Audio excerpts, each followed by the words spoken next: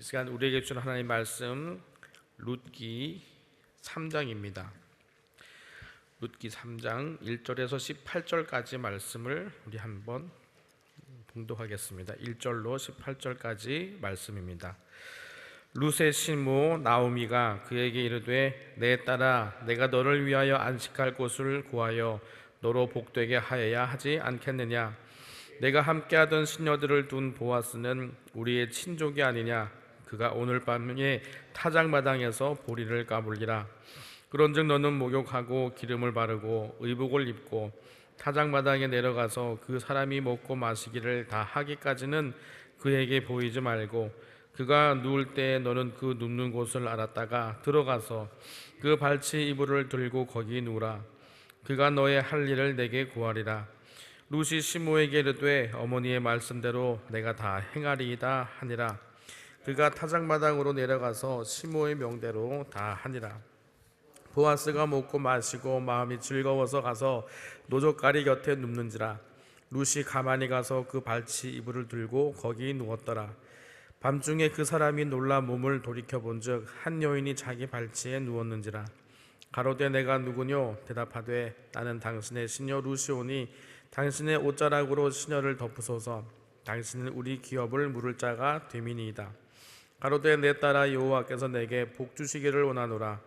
내가 빈부를 물론하고 연수한 자를 쫓지 아니하였으니 너의 베푼 인애가 처음보다 나중이 더하도다. 내 딸아 두려워 말라. 내가 내 말대로 내게 다 행하리라.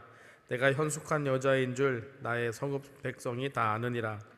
참으로 나는 내 기업을 물을 자나 물을 자가 나보다 더 가까운 친족이 있으니 이 밤에 여기서 머무르라. 아침에 그가 기업 물을 자의 책임을 내게 이행하려 하면 좋으니 그가 그 기업 물을 자의 책임을 행할 것이니라.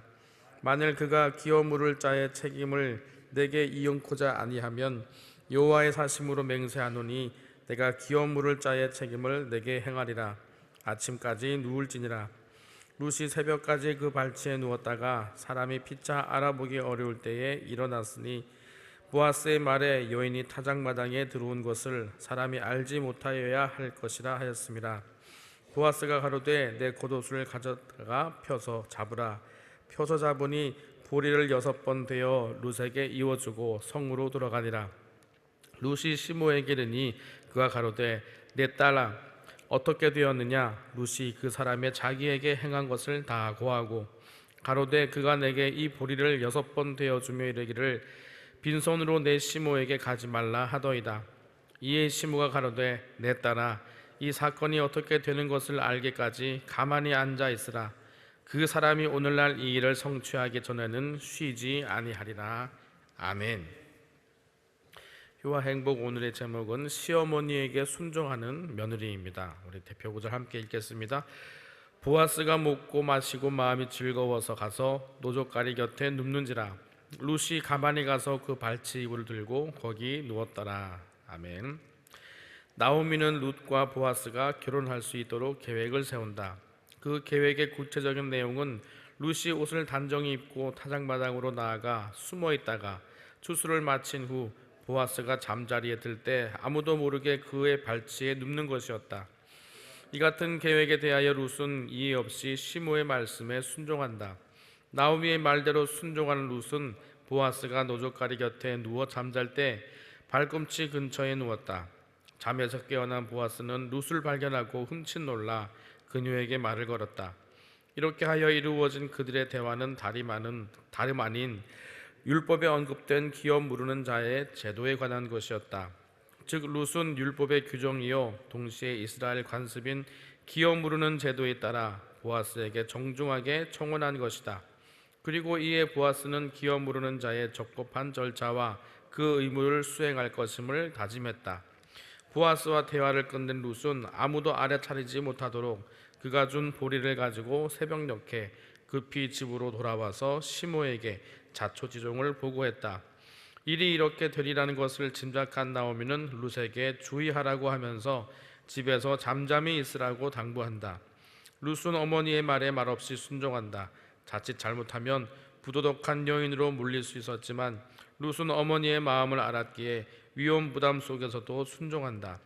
우리는 여기서 하나님을 향한 순종의 자세를 배울 수 있다. 하나님께서 하신 명령을 우리의 잣대로 재보고 있지는 않은가?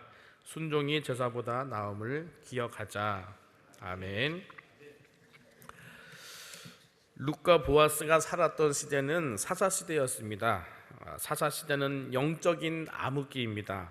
그런데 하나님의 구속사를 이루는 계획이 다 망쳐진 것 같은 이런 시점에 한 줄기 빛이 임합니다. 패역한 시대를 어떻게 회복합니까? 그리고 그 패역함 속에 살아가던 약자들은 또 누가 구원해 줍니까? 이 구원함이 룻기에는 구속함으로 묘사되어 있습니다. 룻기의 주제는 우리에게 구원자가 필요하다라는 것입니다. 그래서 어둠 속에 동이 터오르는 것처럼 룻기의 마지막에는 예수 그리스도의 족보가 암시되죠. 우리에게 구원자가 필요하다라는 주제의식을 가지고 오늘 이야기를 살펴봅시다. 나오미가 하나님의 인도하심을 확신하고 룻에게 할 일을 지시합니다. 1절입니다. 룻의 시모 나오미가 그에게 이르되 내 딸아 내가 너를 위하여 안식할 곳을 구하여 너로 복되게 하여야 하지 않겠느냐. 자, 보리주수와 밀주수가 다 끝나고 나자 나오미가 룻에게 이제 너의 가정을 세워야 하지 않겠니? 이런 이야기를 하는 것이죠. 그러면서 2절에 내가 함께하던 시녀들을 둔 보아스는 우리의 친족이 아니냐? 그가 오늘 밤에 타작마당에서 보리를 까물리라. 이렇게 말합니다. 내가 한 달여 동안 이삭을 주었던 그 밭의 주인인 보아스가 바로 우리의 친족이 아니냐 하고 이야기를 환기하고 있습니다. 그가 오늘 밤에 타작마당에서 보리를 타작할 것이라는 사실을 알려줍니다. 그러면은 보아스는 왜 낮에 아닌 밤에 타작하는 것일까요? 팔레스타인의 기후는 저녁이 되면서 선선한 바람이 불기 시작합니다. 그래서 저녁 시간부터 한밤중까지가 추수하기가 제일 좋은 시간대입니다. 그리고 일을 마친 후에는 그대로 그곳에서 자는 그런 풍습이 있었습니다. 보아스도 그렇게 잠이 들 터인데 그때 너는 그 발치에 가서 이불을 살짝 덮고 누워라 이렇게 지시합니다. 그런데요, 아무리 시어머니의 지시지만 외간 남자의 발치에 가서 이불을 덮는다는 것은 좀 엉큼해 보입니다. 그것도 이방 여인이 유대인 남자에게 이렇게 다가왔다는 것은 오해만 살 것이 아니라 자칫 위험해질 수도 있는 그런 행동입니다. 사사기 마지막에 베냐민 지파에게 일어난 일을 보세요. 약자를 보호하지 않는 사회였습니다. 이건 나오미도 그렇고 룻도 그렇고 정말로 용기가 필요한 일이었을 것입니다. 그러나 한편으로는 나오미의 지혜가 엿보이는 장면이기도 합니다. 보아스의 인격을 보아하건대 그는 이 일을 조용히 처리할 것이라고 나오미는 예견한 것입니다. 룻이 조용히 보아스 곁으로 다가가면 이제 보아스가 인기척을 느끼고 일어나서 스스로 결정할 수 있도록 그 여지를 넘긴 것입니다. 전적으로 보아스의 처우에 맡기는, 그러니까 전적으로 은혜를 구한 것이죠. 이런 지시에 대해서 룻은 어떻게 반응했는가? 5절입니다. 룻이 시모에게 이르되 어머니의 말씀대로 내가 다 행하리이다 하니라. 룻이 나오미에게 군소리하는 게 없어요. 어머니 괜히 저만 망신당하는 거 아닐까요? 그러지 않습니다. 어떻게 그냥 가서 순종해요? 여러분은 룻이 왜 이랬다고 생각하십니까? 룻이 자기만 생각했다면 이렇게 하지 못했을 거예요. 룻은 어머니를 생각했던 거예요. 어머니의 생존을 위해서 이렇게 어머니를 따라왔습니다. 그리고 이제는 신랑의 가문을 생각하는 거예요. 룻이 그렇게 행동한 것은 자기가 아니라 어머니에게 초점이 맞추어졌던 거예요. 자, 그러면은 보아스의 반응은 어땠을까요? 7절부터 보시면 그 타작마당에서 벌어진 이야기부터 다시 플롯이 잡힙니다. 7절에 보아스가 먹고 마시고 마음이 즐거워서 가서 노젓가리 곁에 눕는지라. 룻이 가만히 가서 그 발치 이불을 들고 거기 누웠더라. 그 당시 관습에 의하면 남녀의 관계에서 여자가 먼저 다가가는 사례는 그렇게 많지 않았을 거예요. 그러면서도 룻은 굉장히 은밀하게 접근하고 있습니다. 그러다 보아스가 인기척을 느껴서 보니 웬 여인이 이불 속으로 살짝 들어와 있는 거예요. 보아스는 깜짝 놀라서 얘기합니다. 내가 누구뇨? 그랬더니 나는 당신의 시녀 루시오니 당신의 옷자락으로 시녀를 덮으소서 당신은 우리 기업을 물을 자가 되미니이다. 이 말은 당신은 우리 기업의 가문의 기업을 회복시켜줄 책임이 있지 않습니까? 나를 당신의 아내로 받아주라는 의미입니다. 그러자 10절에 보아스가 이렇게 대답합니다. 가로되 내 딸아 여호와께서 내게 복 주시기를 원하노라. 내가 빈부를 물론하고 연소한 자를 쫓지 아니하였으니 너의 베푼 인애가 처음보다 나중이 더하도다. 이게 웬 행제냐? 색시 복받을겨. 이런 우스갯소리가 아닙니다. 너는 참 복되구나. 젊은 여인인데 젊음의 혈기를 따라가지 않았구나. 그러면서 룻의 마음속을 깊이 들여다봅니다. 내가 베푼 인애가 처음보다 나중이 더하구나 이렇게 얘기를 해요. 그러면 처음 인애는 무엇이고 나중 인애는 무엇일까요? 처음 인애는 룻이 어머니를 따라 고향으로 돌아온 것을 말한 것입니다. 그리고 나중 인애는 남편의 가문을 세우고자 개인적인 욕망을 따라가지 않고 자신을 희생한 것을 말한 것입니다. 그러고는 룻의 마음을 안심시켜 줍니다. 11절입니다. 내 딸아 두려워 말라. 내가 내 말대로 내게 다 행하리라. 내가 현숙한 여자인 줄 나의 성읍 백성이 다 아느니라. 네가 현숙한 여인이라는 것을 이 지역 사람들이 다 안다. 너를 해픈 여자라고 흠잡을 사람은 아무도 없으니 두려워하지 말라는 것입니다. 그러고는 12절부터 친족의 기업을 물으는 일에 관해서 이야기합니다. 사실은 나보다 더 가까운 친족이 있는데 그가 그 책무를 하면 다행이거니와 그가 혹시 그 일을 감당하지 않으면 내가 반드시 그 일을 감당하겠노라고 약속합니다. 여기서 우리는 보아스가 하나님의 순리에 따라 가는 모습을 발견할 수가 있습니다. 보아스도 그동안 룻을 바라보면서 참 좋은 여자다, 참 선한 여자다라는 그런 호감이 있었겠죠. 하지만 자신의 판단을 따라가지 않고 하나님의 순리를 따르겠다고 결정한 것이죠. 여러분의 오늘도 이 하나님의 순리를 따라가는 하루가 될 수 있기를 주님의 이름으로 축원을 드립니다. 자, 이제 14절에 보아스가 룻을 보내는 장면입니다. 룻이 새벽까지 그 발치에 누웠다가 사람이 피차 알아보기 어려울 때에 일어났으니 보아스의 말에 여인이 타작마당에 들어온 것을 사람이 알지 못하여 할 것이라 하였음이라. 룻이 사람의 눈에 띄어서 이상한 소문이라도 날까봐 사람 없는 시각에 빠져나가라고 합니다. 젊은 과부 룻을 대하는 이 보아스의 세심한 배려와 친절을 보세요. 이것이 사실 우리가 오늘 주님께 기대할 수 있는 일입니다. 당시 유대 사회는 어떤 사회였습니까? 여자에 대한 그런 존중이나 배려심은 부족한 사회였습니다. 더군다나 룻은 이방 여인이었고 또 과부였습니다. 얼마든지 괄시할 수도 있고 하대할 수도 있었지만 보아스는 달랐습니다. 많은 사람이 영적으로 부패하고 도덕적으로 타락한 그 사사시대에 보아스는 하나님의 마음을 가진 자였습니다. 사랑하는 성도 여러분, 이렇게 세심한 배려와 친절이 우리 주님께 기대할 수 있는 것이라고 제가 말씀드렸죠. 그렇다면 이건 또 누구에게 기대할 수 있는 것일까요? 바로 예수 믿는 우리에게 기대될 수 있는 일이라는 거예요. 꼭 힘이 있고 능력이 있어야지 그런 게 아닙니다. 예수를 믿는다는 것은 예수님처럼 산다는 말입니다. 예수님의 성품을 보여주는 삶을 사는 것이죠. 예수님께서 이 땅에 낮은 곳으로 오셔서 병든 자를 고치시고 가난하고 소외된 자를 섬기시고 돌보셨던 것처럼 우리 또한 이 땅에서 있는 소외되고 가난한 자를 돌보기를 원하시는 것이죠.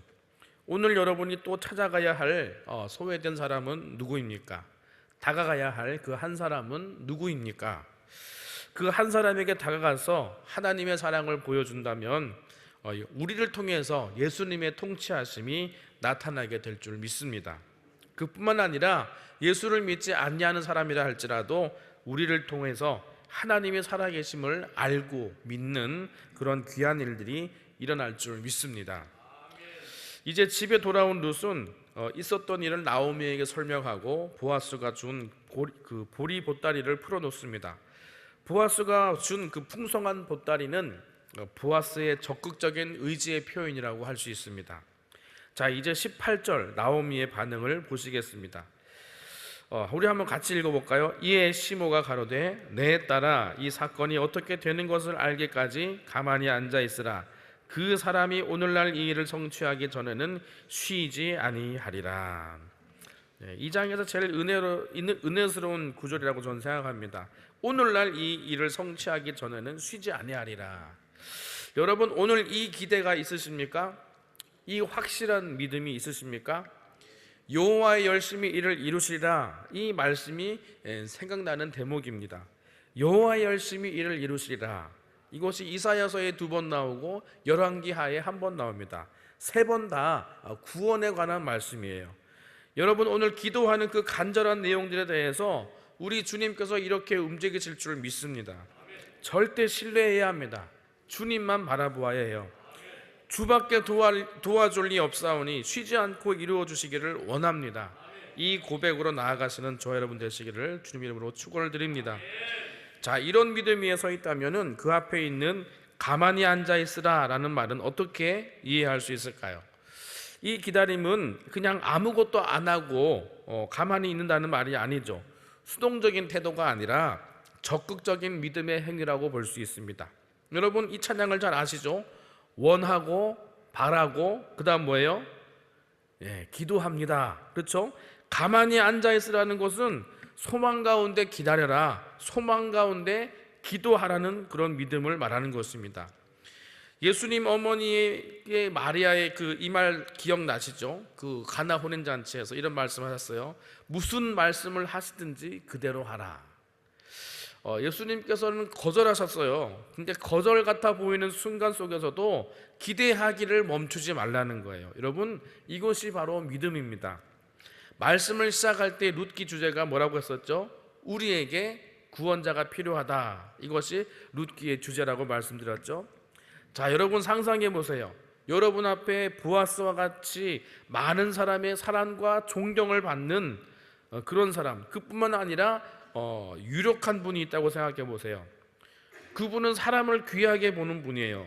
사람들에게 늘 자비를 베풀어 주었고 배려심과 친절함으로 대해 주셨어요. 그러면은 혹 나를 도와줄 수 있지 않을까, 이런 생각이 당연히 들 거예요. 그런 존재가 직장 상사이고 거래처 사장님이고 주요 고객이에요. 혹시 자비와 은혜를 얻을 수 있을까? 그러나 오늘 등장하는 보아스는 예수 그리스도의 그림자입니다. 사람을 향한 기대는 결국에는 실망하고 말아요. 중요한 결정과 복은 그 사람들을 통해서 오겠지만 그것을 주시는 분은 오직 주님이십니다. 그러므로 우리의 기대와 소망은 오직 주님만을 향해야 하는 것입니다. 오늘 이 일을 성취하기 전에는 쉬지 아니하리라. 열정을 다해 발걸음을 옮기시는 주님의 모습을 기대하십시오. 그리고 간절히 기도하시기를 바랍니다. 여호와의 열심히 이를 이루시리라. 주님의 발걸음을 바라보십시오. 무슨 말씀을 하시든지 그대로 하라. 그리고 믿음으로 순종하시기를 바랍니다. 시편 123편 2절 말씀은 이렇게 얘기합니다. 상전의 손을 바라보는 종들의 눈같이, 여주인의 손을 바라보는 여종의 눈같이 우리의 눈이 여호와 우리 하나님을 바라보며 우리에게 은혜 베풀어 주시기를 기다리나이다 라고 고백하고 있습니다. 사랑하는 성도 여러분, 소망은 오직 주님께 있습니다. 주님이 우리의 참된 남편이시고 우리의 주인이시고 또 우리를 구속하시는 구원자이십니다.